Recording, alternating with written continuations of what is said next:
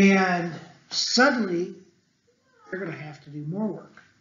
Okay, so last week, this is a very physical element, but nevertheless a fun aspect. Last week, at the very close of the lesson, what was it the straw was used? Why, when you crack open a brick today, I cracked one open. I studied this passage, as a kid, and I went out and I found a brick and I broke it open. So I wanted to see the straw inside of it. I didn't find any straw. So what's the deal with the straw? Why is there straw in the bricks? Yes, it's a binding material. So these bricks, this tells us a couple of different things. One, these bricks are not fired. They're sun-baked bricks, which we might call adobe. They still use those. Primarily, we think of adobe bricks as being in the western part of the country, Mexico, Texas, New Mexico, maybe a touch in Nevada. We think of that in those cultures, they still use adobe bricks. And adobe bricks is just mud mixed together. In this instance, they put straw in it, and as you said, Peter, it binds them together. Yes? I think the bricks lighter with the straw inside and the brick outside. They would be lighter, but they would also be more durable. See, when clay cracks, when you guys make mud pies, and you go out and you play in the mud, and you get it all dishy, what happens when the mud dries out? What's it look like on the surface? That's right, Vernon, it cracks. And so the straw was placed in there for durability for two reasons. Durability number one, it binds the mud together. It's kind of like when we pour concrete. Okay, you guys have seen me pour concrete, some of you anyway. There's fiber in that concrete, and sometimes, do you remember when we did the pole barn, how we put those metal rods in, those reed bars? Okay, that's for durability. That's to hold it together. The straw did that in the bricks. But the other aspect the straw did, the second thing that it did, was that straw helped the curing process. Okay, this is just a little history. It has nothing to do with our spiritual well-being. But the straw acts as a wick. So when the outside of the brick dries, the straw pulls the moisture from the middle to the outer edge.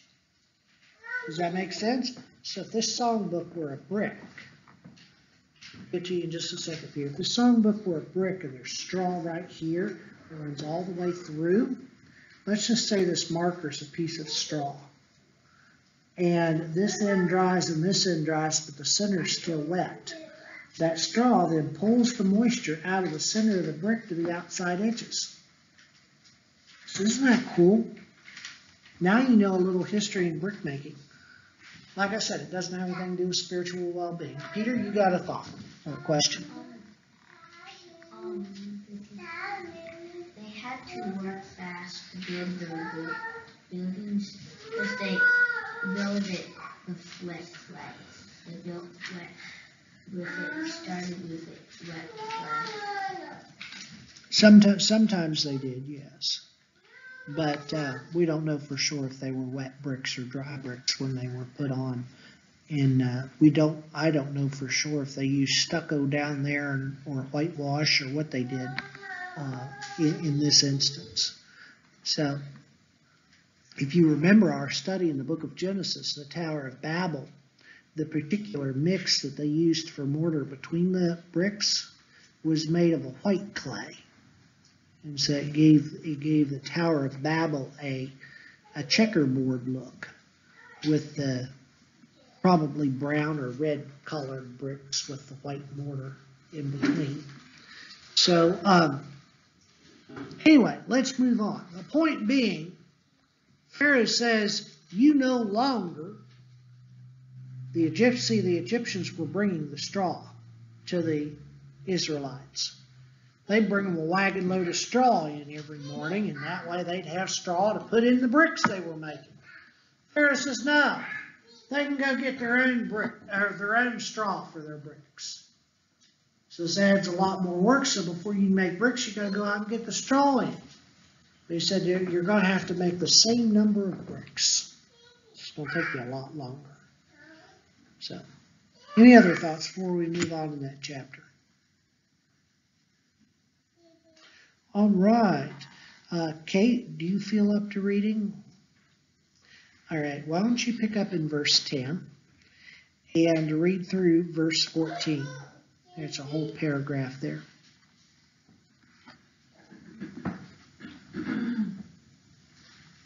So the taskmasters and the foremen of the people went out and said to the people, "Thus says the Pharaoh, I will not give you straw. Go and get your straw yourselves, wherever you can find it. But your work will not be reduced in the least." So the people were scattered throughout all the land of Egypt to gather stubble for straw. Taskmasters were urgent, saying, "Complete your work, your daily task each day."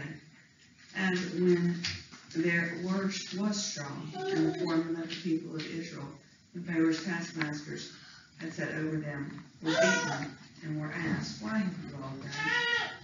Why have you not done all your task in making bricks today and yesterday as in the past?" So what's going on?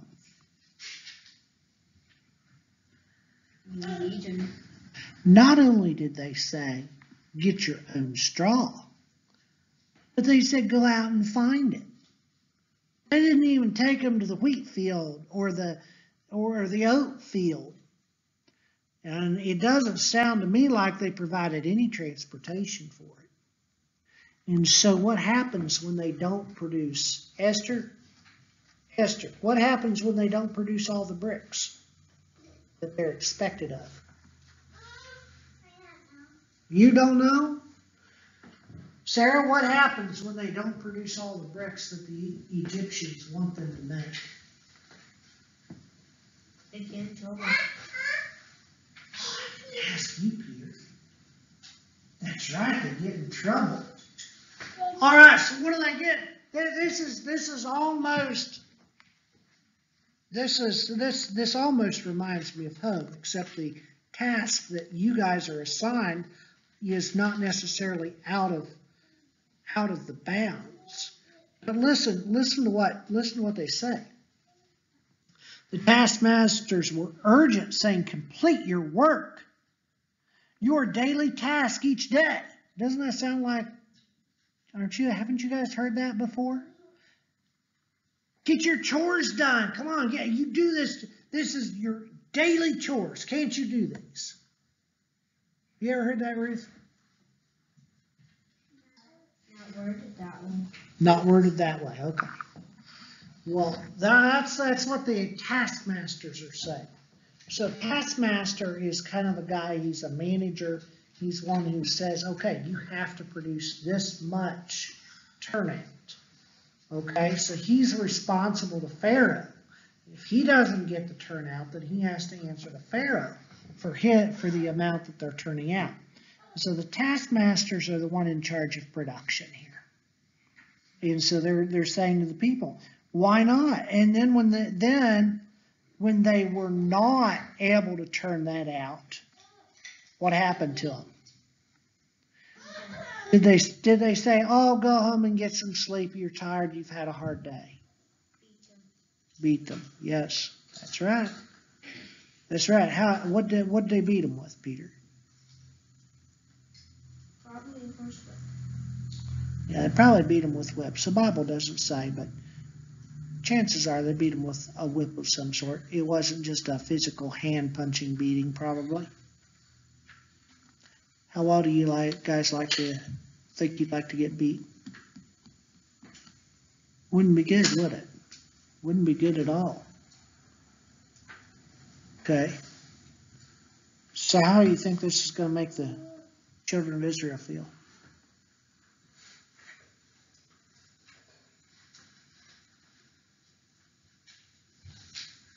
How does it make you feel when you get in trouble, when it's not your fault?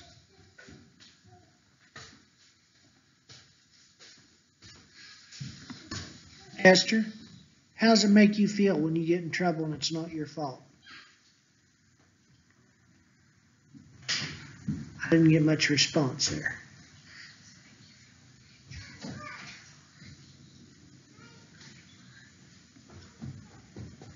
Doesn't make you feel good, does it? No? Sarah, how's it make you feel when you get in trouble and it's not your fault? It makes you upset, doesn't it? Let's go ahead and read. Ruth, why don't you read for us? Exodus chapter 4, we're down in verse 15. And I'd just like for you to read a couple of verses, 15 and 16.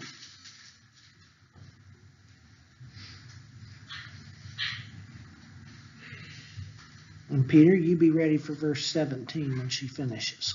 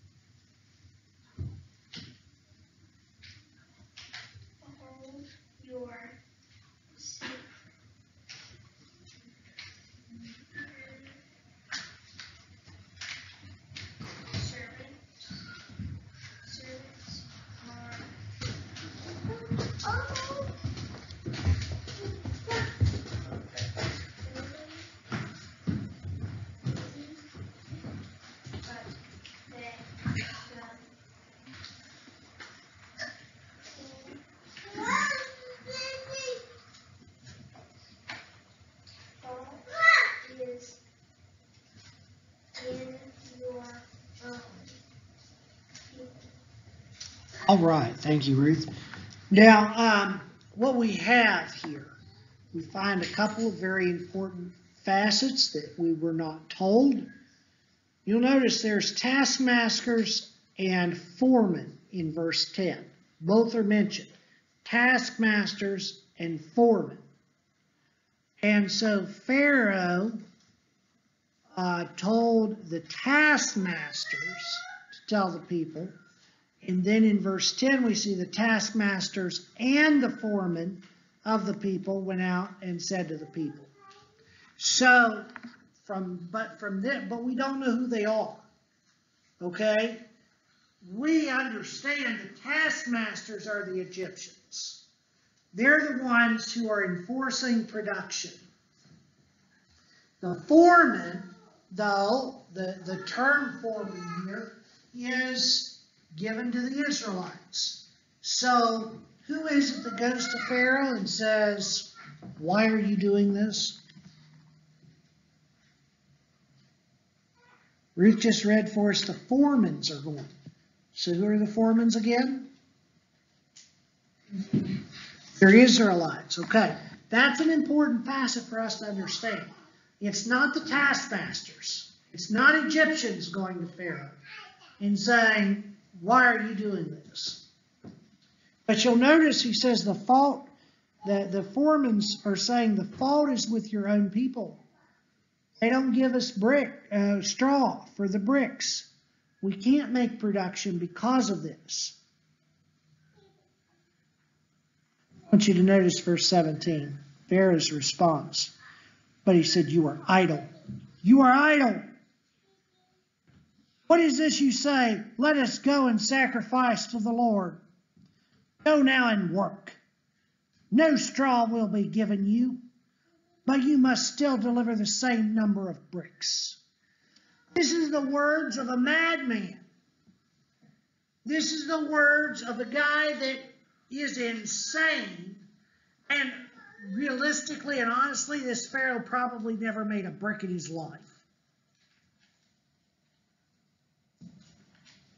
So, you know, it has always appalled me when people with no real life experience are requiring somebody to do something that they have no experience in themselves. That's exactly what's happening here. Pharaoh is requiring something because Moses' request has just ticked him off.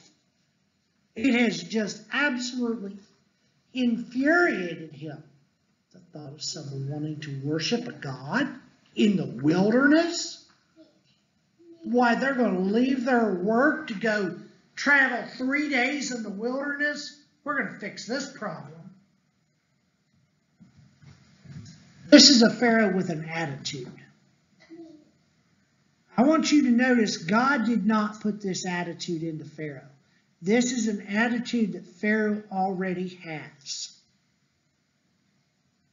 He's not nice. And I believe we're going to wrap up there tonight. We are pretty well out of time for our study tonight. I know we were a little bit late beginning tonight, but we will stop there. And